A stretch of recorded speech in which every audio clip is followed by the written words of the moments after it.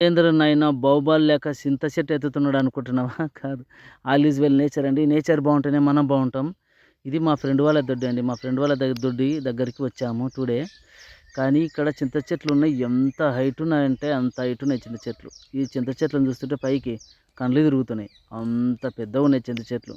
పూర్వకాలంలో ఎప్పుడేసిండ్రో ఏం కథనో ఈ చెట్లు తెలియదు గానీ చాలా అంటే చాలా హైట్ ఉన్నాయి ఈ చింత చెట్లు. ఈ ఒక్కటే గాని చుట్టుముట్టున్న చెట్లు అన్నీ హైట్ ఉన్నాయి. చాలా పెద్దగున్నాయి చెట్లు.